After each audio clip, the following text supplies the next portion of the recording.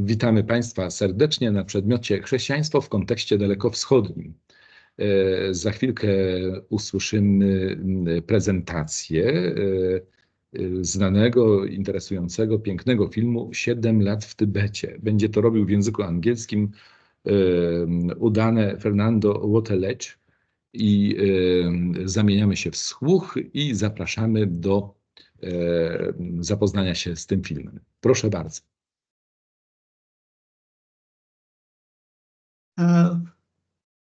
My film is Siedem lat w Tybecie, in English 7 years in Tibet. The film 7 years in Tibet, directed by Jean Arnaud, is a biological war drama that premiered in 1997, adapted from a book called Heinrich Herre in 1952, set against the backdrop of World War II, 1944 to 1950. The story takes place in Tibet during the period of significant political turmoil and change. The film features dialogue in multiple languages, including English, German, Nepali, Hindi, Mandarin, and Tibetan, reflecting the diverse cultural context of the story. 7 years in Tibet debuted at the Toronto International Film Festival on September 13 in 1997, followed by its official release in United States on October 10, 1997, with a running time of 136 minutes and production budget of 70 million, and film achieved commercial success, grossing 131.5 million at the box office worldwide. The Fabula Filmu, the plot of the film, the 7 years in Tibet.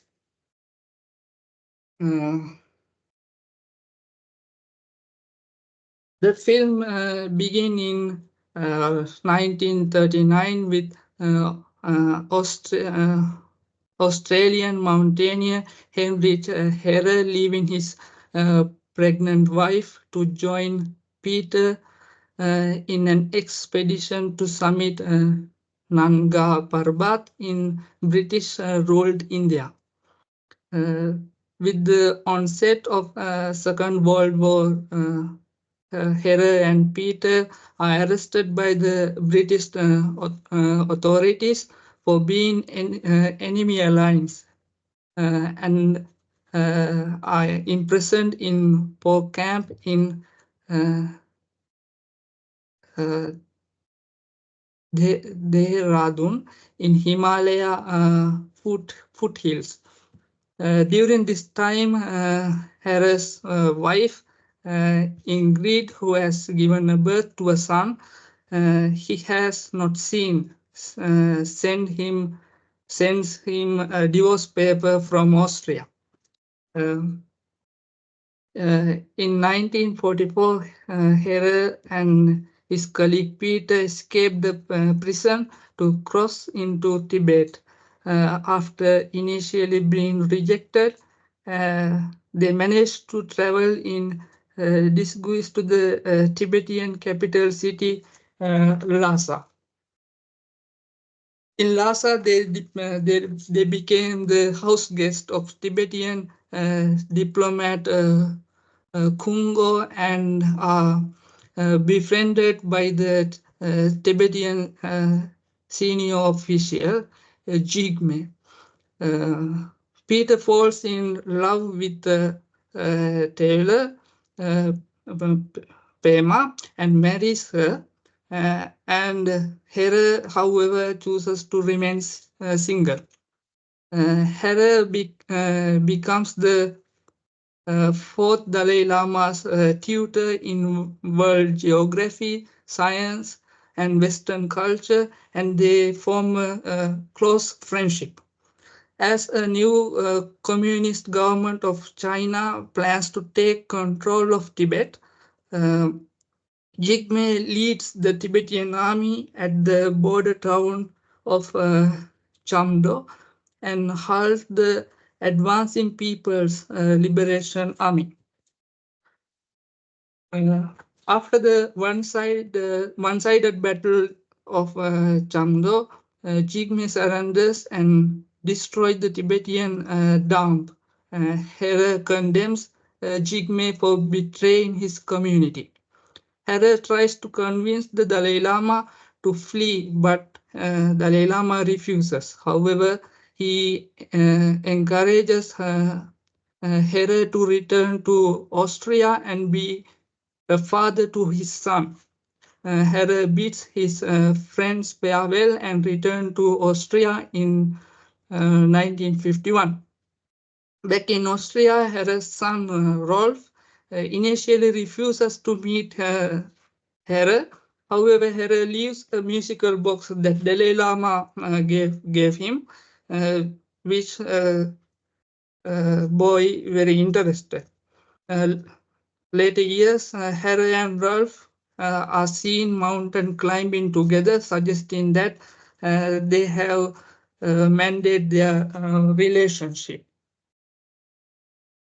Uh, in 7 years in Tibet, the several cultural elements can be seen as challenging, helpful, and indifferent from the Christianity, even though they are different from the European ones. First, I would like to explain challenges to Christianity in the film. In the film, the reincarnation, the concept of reincarnation is central to Tibetan Buddhism. In the film, this is subtly hinted at through the belief in the Dalai Lama as the reincarnated leader. So I think it is challenge to the Christianity.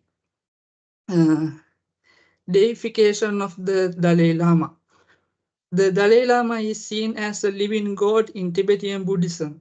This is evident in the film through the reverence shown by the Tibetan people towards the Dalai Lama. And also the karma. The Buddhist belief in karma, the law of moral causation, is not a concept found in Christianity. This is despite it in the film through the actions and the consequences experienced by the characters. And also the non-theistic religion.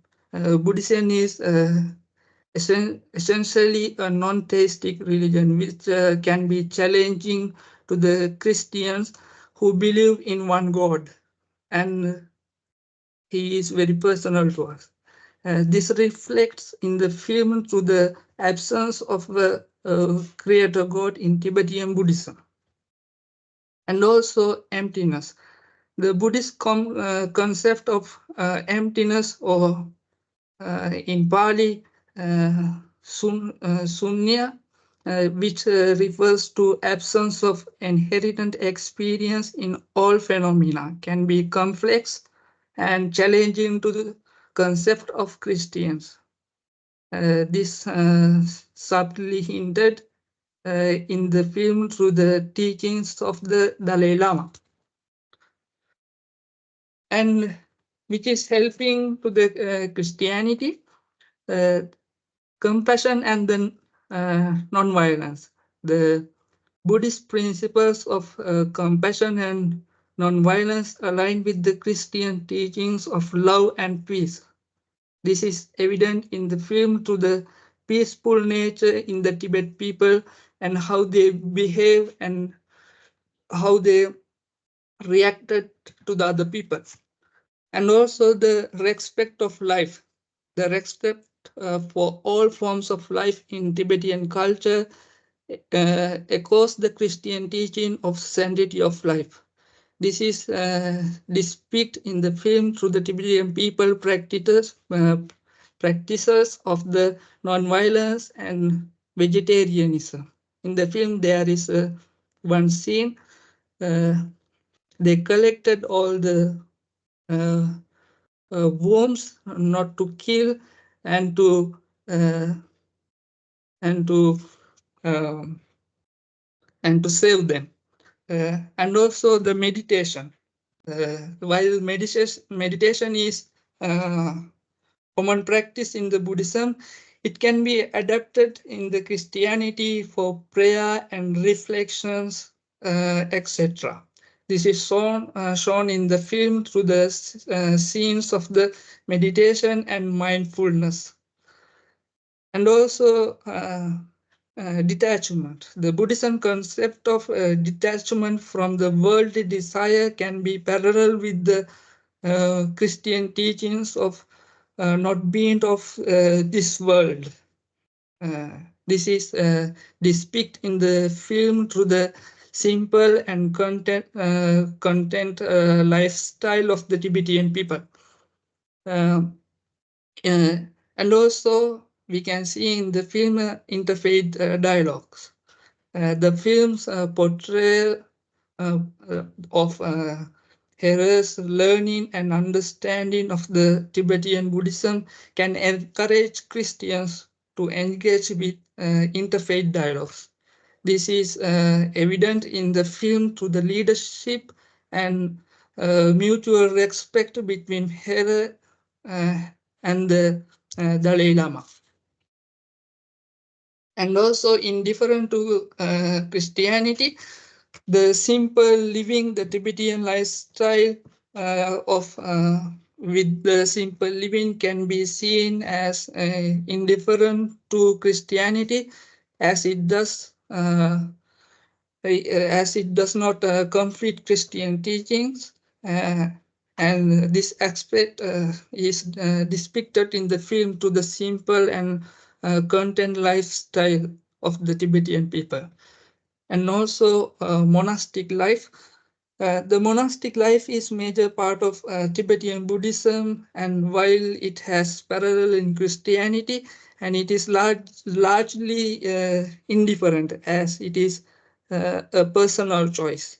This is shown in the film through the depiction of the monastic life in the city Lhasa.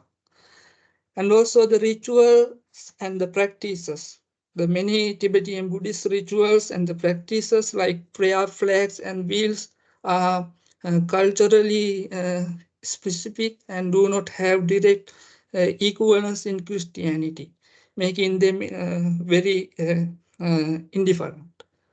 These are shown in the film through the various rituals, their practices, and their prayers.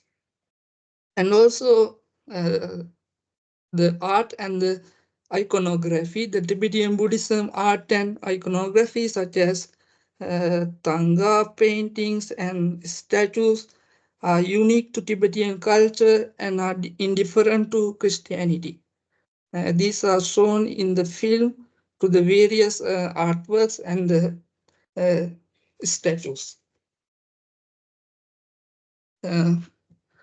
My personal expression and subjective assessment towards the film.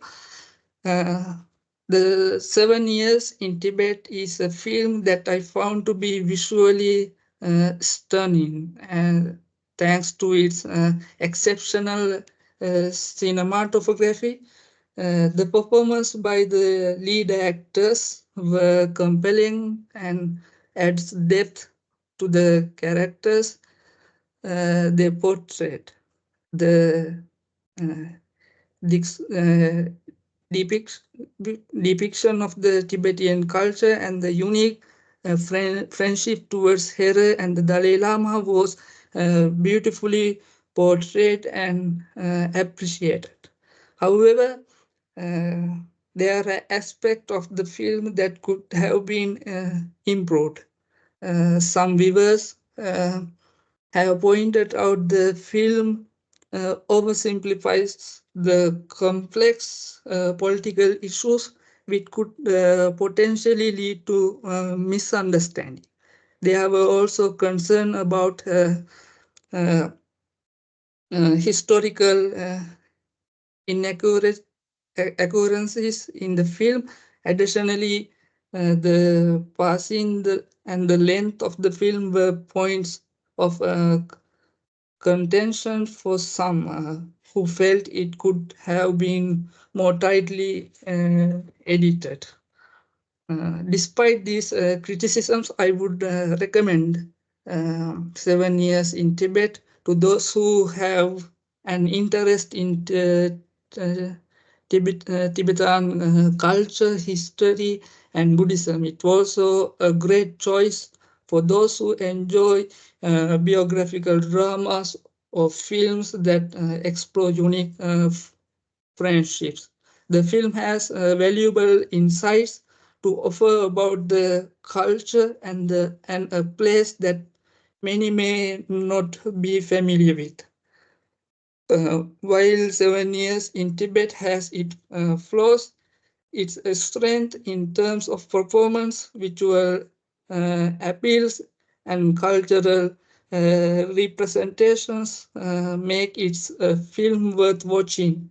It provides a window into the different world and tells a story of friendship and understanding that transcends cultural boundaries. In conclusion, I would like to say 7 Years in Tibet present a unique opportunity to explore and understand Tibetan culture and Buddhism from the Christian perspective. While there are many significant differences between the two belief systems, such as concept of reincarnation and deifications of Dalai Lama, there were also shared values like compassion, non-violence, and respect for life. The film highlights the potential for interfaith dialogue and mutual understanding, reminding us that despite our differences, there is much we can learn from each other. It encourages Christians to engage in respectful dialogue with other faiths, fostering a spirit of mutual respect and understanding. However, it's important to approach such dialogue with an open mind, acknowledging the differences without compromising one's own faith principles. The film serves a reminder that while culture and belief may vary, the underlying human experiences of friendship, learning, and growth are universal. Thank you very much. Dziękuję bardzo. Okay, very well. So Tibet was once a power. It ceased to be an independent state, and the film depicts this very moment. Thank you for presenting the film 7 Years in Tibet, also for the challenges to Christianity and for the Polish translation. Very well. This is a film that everyone should watch to better understand Tibet. It is also a canon of films for students of Christian Oriental Studies. Thank you for your attention, and I invite you to analyze the next video. Maybe do you have any questions? I don't know. No. So next video. One moment, please.